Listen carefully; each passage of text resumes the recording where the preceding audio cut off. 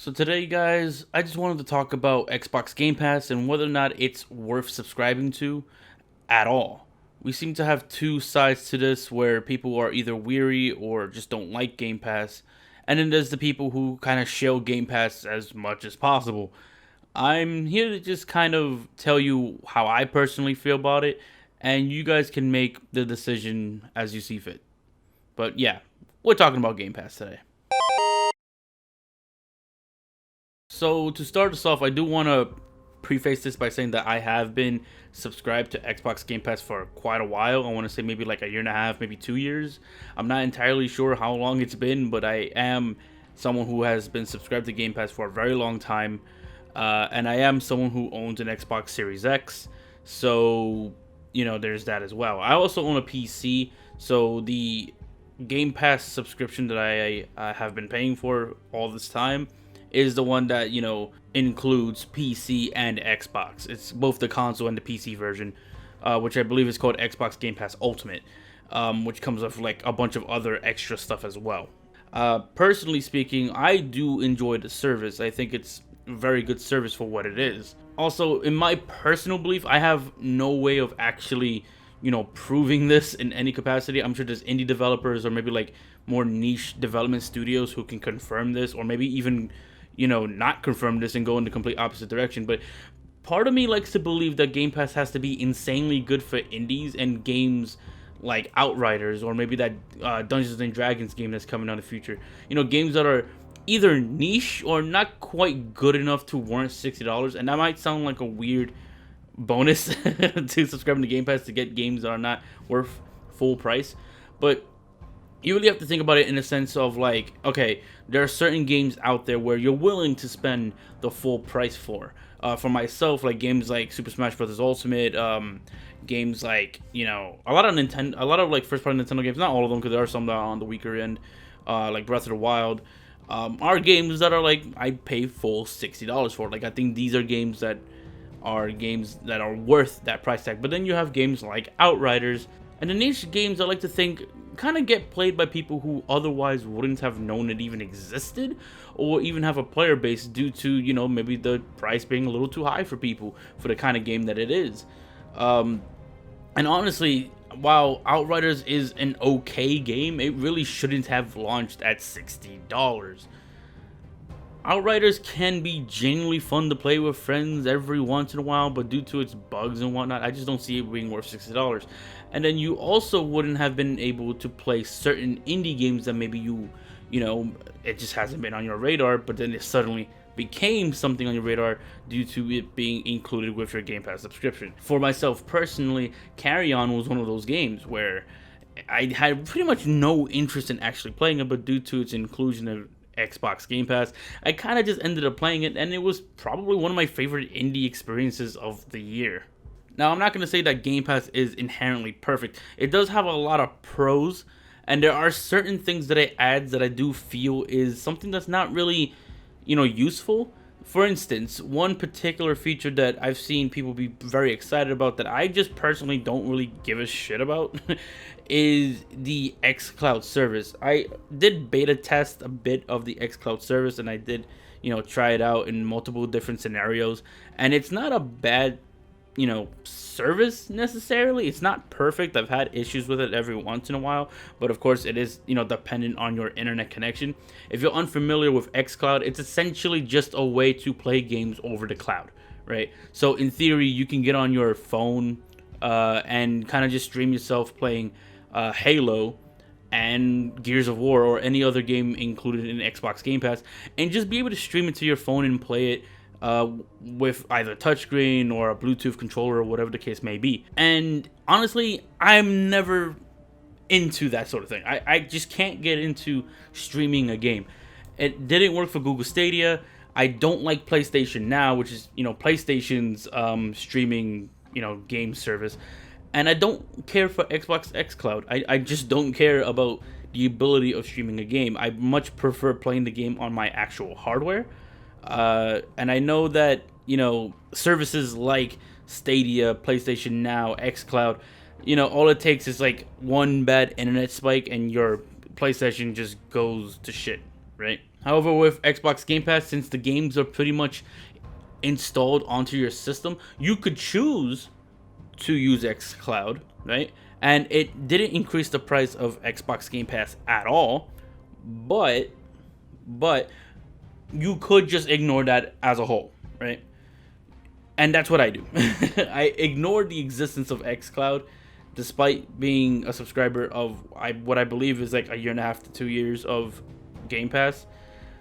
I just prefer, playing the game on the actual hardware. So thankfully, unlike those other services, Xbox Game Pass does allow you to install the game onto your console or your PC, and kind of bypasses that whole streaming aspect of, you know, all these services.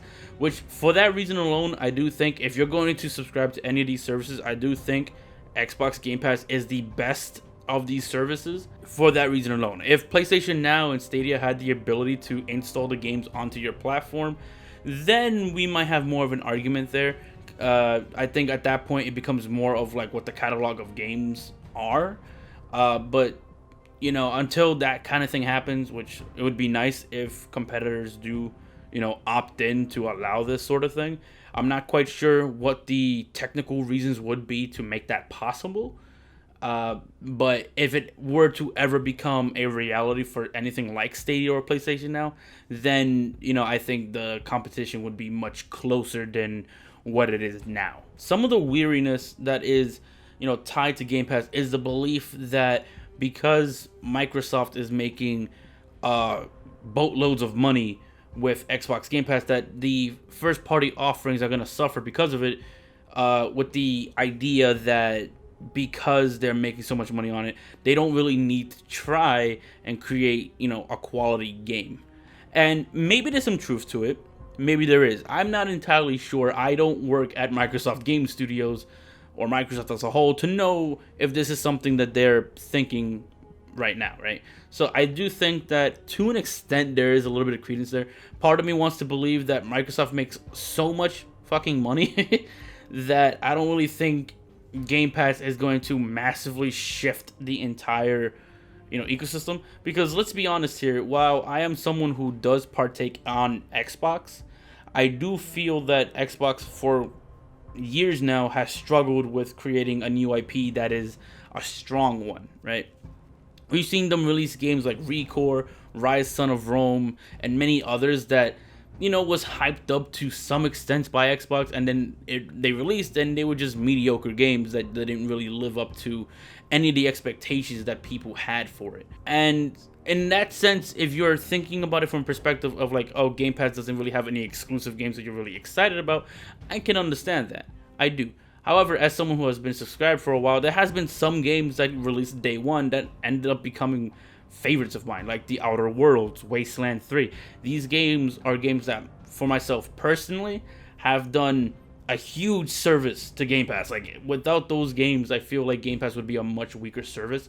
So, I'm not entirely sure. Mind you, those companies that developed Wasteland 3 and The Outer Worlds, they are multi-platform, at least at the time of those games releasing. Now, XCloud Entertainment, which developed Wasteland 3, and Obsidian that developed The Outer Worlds, they're both owned by Microsoft now. And while I don't know off the top of my head what XCloud is working on, I do know that The Outer Worlds developer is working on Avowed. So they do have talent at Xbox now, and I wonder how that will look for the future. I think the future of Xbox is very bright, but I don't want to, say for sure whether or not it's going to be a good step. Considering we've seen things like Scalebound get canceled, we don't really know for sure if Xbox is going to be able to turn around this like bad streak of games. And honestly, while I understand the fears of Xbox Game Pass kind of cultivating this laziness for Microsoft to not develop amazing IPs, I would argue that they've struggled with that for a long time as it is.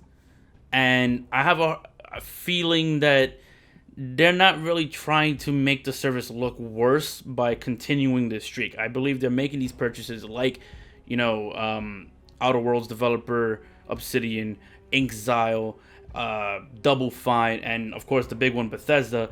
I don't believe they're making these purchases so that they can just, have them, right? I like to believe that that they bought these studios as a way to bring a kind of quality of game to Xbox. Now, whether or not you agree that these specific game companies will, provide that quality is subjective, but who knows? Honestly, I think as a whole, it's subjective whether or not these games will end up being good on Xbox Game Pass, and it's kind of hard to say. But that's kind of all I have for you guys today.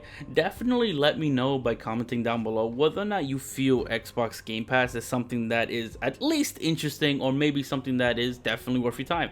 Or maybe you're a subscriber already as it is. And if that's the case, let me know how you feel about the service. But that's kind of all I have for you guys. And I will say, in my personal opinion, Xbox Game Pass is definitely worth your time. Especially if it's someone who plays on Xbox and PC. But that's all. And until then, I'll see you guys in the next one.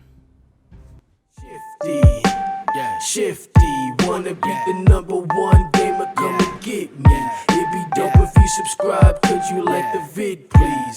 Take your time, you don't gotta do it swiftly. Shifty, wanna be the #1 gamer, come and